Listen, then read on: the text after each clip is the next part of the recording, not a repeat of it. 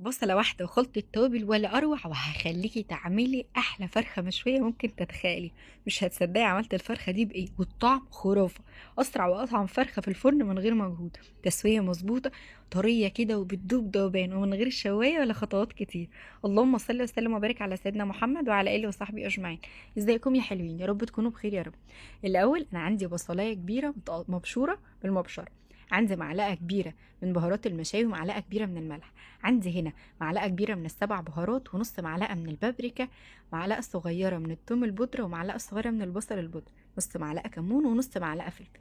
عندي معلقتين كبار من الصلصة ونص كوباية من الزيت ومعلقة كبيرة من العسل الأسود ومعلقة كبيرة من الصويا صوص. الفرخة بتاعتي غسلتها وعملت لها محلول نقع، عبارة عن مية وفيها قشر ليمون وقشر برتقال مع عودين قرفة أو حبهان. تقدروا طبعا تحطوا أي نكهات تحبوه، ما ننساش الملح والسكر.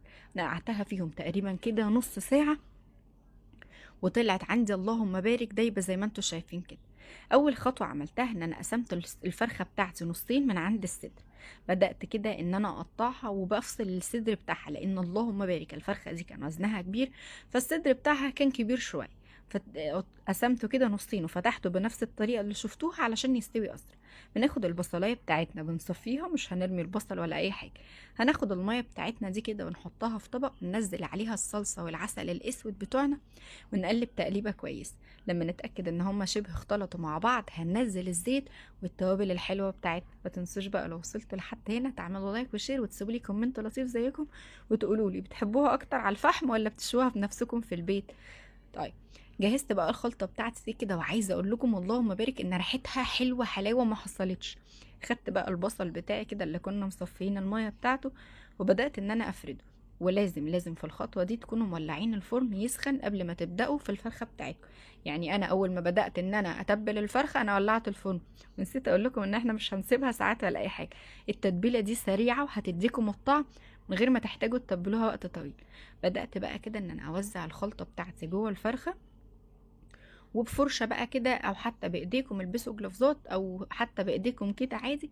ووصلوا بقى التتبيلة دي لكل مكان في الفرخة، يعني بره الفرخة وجواها، تحت الجلد وفوق الجلد، ما تسيبوش ولا مكان غير وتوصلوا له الخلطة الحلوة دي. عايزه اقول لكم ان فكره ان احنا نتبلها كويس او ندعكها كويس بالتتبيله بتاعتنا دي هتفرق معانا جدا في طعمها. بدات كده ان انا اكسر العظم بتاعه دبوس الفرخه او بتاعه الورك علشان تبقى معايا طريه كده ومستويه وحلوه.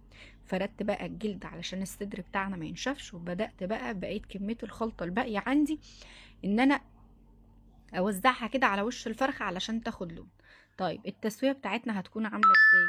هنحط الفرخة بتاعتنا ساعة الا 10 دقايق بالظبط جوه الفرن. بعد 10 دقايق هنبدأ ان احنا نشيل الفويل اللي احنا حطيناه ده، يعني هنغطيها كويس قوي بالفويل، من غير ورق زبدة من غير مية، هي اصلا هتنزل ميتها وهتستوي حلو. هنسويها على الرف اللي في الوسط، بنشغل الفرن من تحت بس وبنشغل معاه المروحة، ولازم نكون مسخنينه كويس من قبلها. بتاخد ساعة الا 10 دقايق او ساعة الا ربع على حسب درجة الفرن بتاعتكم.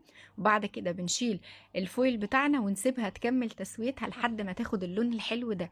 طب لو فرنكم ضعيف شوية تقدروا تشغلوا الشواية من فوق لحد ما تاخد لون ده.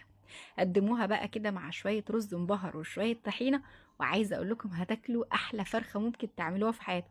احفظوا الوصفة وما تعملوش، ما تنسوش تعملوا لايك وشير كتير قوي للفيديو يا حلوين، ومنشن لاصحابكم علشان يستفيدوا. وهستنى اللايك وشير يا حلوين. صحة وهنا.